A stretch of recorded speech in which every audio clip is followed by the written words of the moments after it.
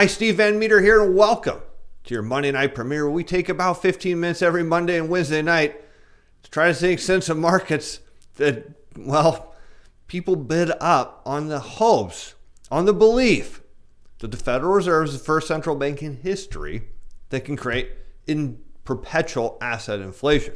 That and hopes for a trade war to end. I slipped there, didn't I? Now, I want to quickly get into a repeat of the Treasury debt cycle. I want to go over that again. I kind of forgot to put something in there because I'd forgotten. But I want to touch on the trade war, even though I don't want to. China came out with some more information on Sunday, and it's very, very relevant. They said, look, we can't meet the $50 to $60 billion goal that the United States wants.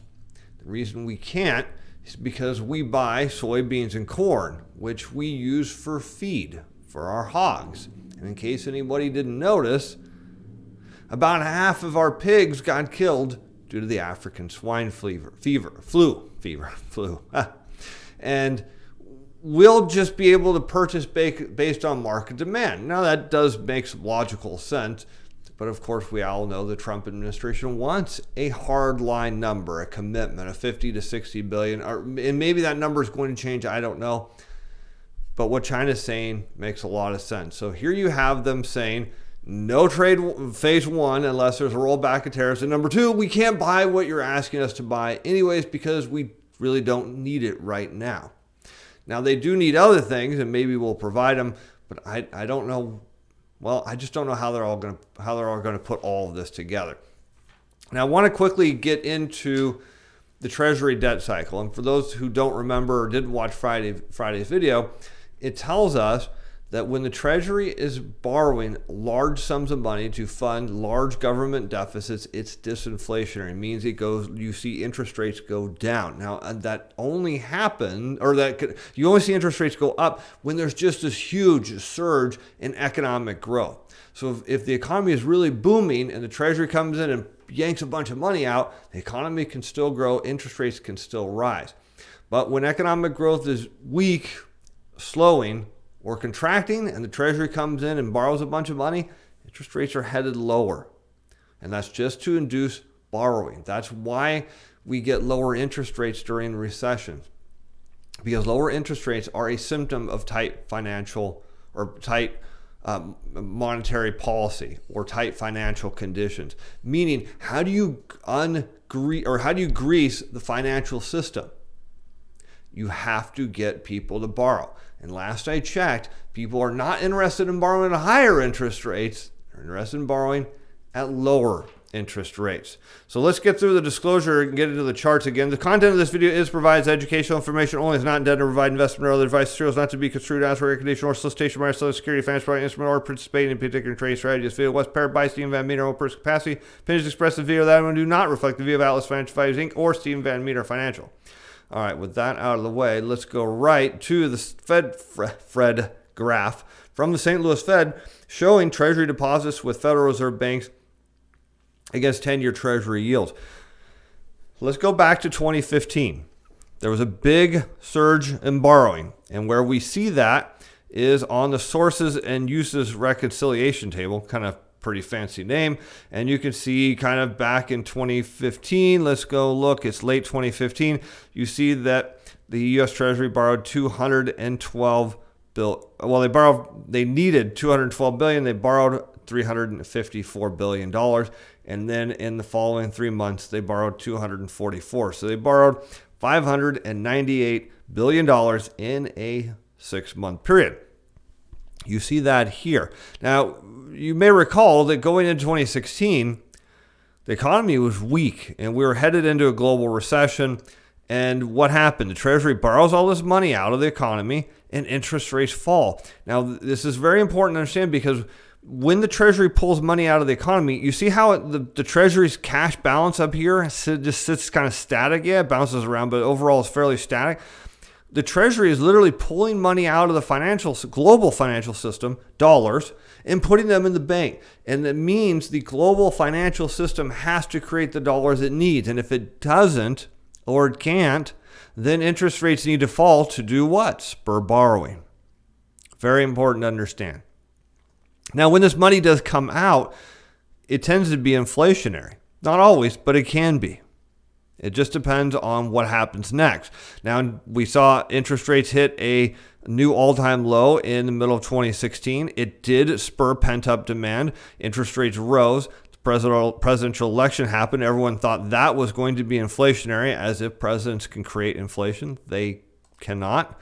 But it still spurred asset price growth and economic growth as people believed in President Trump. And then we had some tax cuts down in here in 2017 that kind of got into the economy in 2018.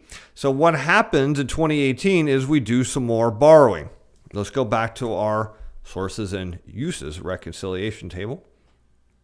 And we can go to October through December 2017 and January through March of 2018. And we can see borrowing was... this is going to be a 0.17, $770 billion is what they ended up, you see, marketable borrowings, what they went out and got. And that was, they had some other sources. So you see the total is right here. Is going to be over 700 billion. So they needed a bunch of money. Now, the economy was growing at the point and how do we know that? Because one, we can look back and see the economy growing. The other thing we can see is there was lending growth. And this is critical because dollars are created when banks lend. And banks lend when borrowers come to borrow money or consumers come to borrow money. And so the fact is the Treasury was able to get money out of the economy without doing a lot of damage. It was able to borrow all of that money. And it wasn't until October, as a bunch of this money was sitting in the Treasury's bank accounts at the Federal Reserve banks, where it was pulled out of the economy, that the economy couldn't stomach it anymore. It was just too much. Too much money got yanked out in a short period of time, and the economy couldn't handle it. So what happens? Interest rates go on a long downward trend. In fact, interest rates continue to fall despite the Treasury spending a bunch of that money back in. It just goes to show how damaged the economy was from all that excessive borrowing. Now, we're back at it again. So the Treasury is borrowing a bunch. Now, this chart, just so we kind of remember, is only up to October. So we're obviously in November at the moment. So this should be filled up to their target is 410 billion, which should be right up in here somewhere. And you'll notice the market is trying to push interest rates up. This is not because there is lending demand. This is because speculators say, hey, there was a bottom and interest rates went up. Hey, there was a bottom and interest rates went up. Hey, there's a bottom. I'm going to get rich again. But remember, the only way interest rates can sustainably increase is if there is an equivalent increase in borrowing, because interest rates act like a sponge in a debt-based economy. So as currency is coming out of the banks from people borrowing, interest rates have to rise to soak it up. And when there isn't much borrowing, interest rates have to fall to entice consumers and businesses into the banks to borrow money. That's how it works. So let's go look at what we're doing now. So we can go down here to 2019. And you can see through October 28th, there was a target of $346 billion that needed to be borrowed on top of what's coming in January through March. This was a forecast revision. So this puts us at $719 billion needs to be borrowed in a 6-month period. And you can look over here. This is what the target for the Treasury's balance is, $410 billion. That's how I knew. And you can see up here, end of quarter cash balance. So there's a bunch of money that needs to get borrowed. Now, what is going to happen? Whoops, that's not what I want. There we go. Well, you're going to see a plateau again up here, followed by a surge of borrowing. Now, the borrowing in January through March is going to pretty much get turned around and spent back fairly quickly, but still needs to be borrowed and spent.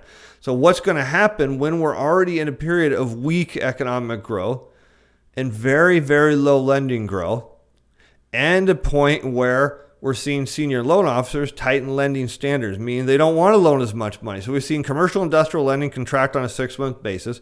We're seeing real estate lending growth growing around 3.5%. The total lending growth now compared to the last peak is about half. So what do you think interest rates are going to do? Are they going to go up or down? Well, to spur lending growth, to keep asset prices up, interest rates need to fall. So this move up in interest rates that you're seeing here is false. It will need to fall. And if I'm wrong, then this rise of interest rates, we should all of a sudden see a huge surge of lending growth. If I'm right, you'll see the opposite. What you will see is demand start to fall. So you'll see it in retail sales, housing sales, and lending growth data. You'll see all of that fall as interest rates rise. And what have we seen so far? As speculators have moved interest rates up, has demand increased or decreased? It's decreased. So we know for a fact the economy is weak and interest rates have to go lower. And since they were already back at their all-time low here recently in September, what does it tell us? That interest rates have to make a new all-time low. Why? Well, they've got to go find out where these consumers and businesses are at that want to borrow. How low do interest rates have to go before you say, hey, I want to buy a new home, or I want to go buy a new car, or I want to go finance a bunch of electronics or furniture or businesses. I want to build a new factory. That's how low interest rates need to go. So when we look at this from a technical analysis, we have a triple bottom in interest rates on 10-year Treasury yields. And you'll hear me say, if you knock on the door enough times, you get through. Well, the reason they're going to get through the next time is because demand now has been zapped. It's gone. It's over. So now you can see the Treasury debt cycle is really critical. And why? As the Treasury borrows all this money, and we see it come out of the economy through the end of March, interest rates will have to go down. Now, does it mean in the short term speculators could try to push them up? Yeah, they can. But you'll continue to see the economic data decline. And this week, we're going to start to get some housing data. And by the end of the week, we get some snapshots of the regional Fed surveys. And what we should see is falling demand. And if we see falling demand and rising interest rates, then we know interest rates will reverse. They have to come down. All right, so I hope that makes some more sense. I wanted to show you that chart where you can actually look and see all the borrowing. It's kind of wild that we're borrowing that much money, over $700 billion in 6 months. And the Fed is only going to monetize, $360 billion, not much. So the economy isn't growing enough. There isn't enough lending growth to make all that work. So again, lower interest rates on the horizon. Let's go on to the Nasdaq Mcclellan Summation Index, and we see it kind of plateauing here. Given where the stock prices are at, you would think liquidity conditions would be higher, but still liquidity conditions remain tight. And we know that because interest rates are low, and we know senior loan officers, which we'll get more into on Friday, are tightening lending standards. And I'm going to show you how that is an amazing predictor of where interest rates are going and why it even says interest rates are going to new all-time lows. Let's go and take a look at how hedge fund managers are positioned. I'm just going to check the clock really quick. Okay, so on to 10-year Treasury yields. We see that they backed off a little bit on their Treasury shorts. It's kind of interesting. 1 week and boom, they kind of had a little head fake there. But anyways, we should see 10-year yields can roll over and head back down. 30-year yields, they backed off slightly, but still remain short. And again, just as a reminder, yields do not bottom until speculators are long. Oil, again, you see these speculators are really, you might as well just call them inflationists because they're really long crude oil, despite the fact that we keep getting build after build after build and an occasional now draw of inventory.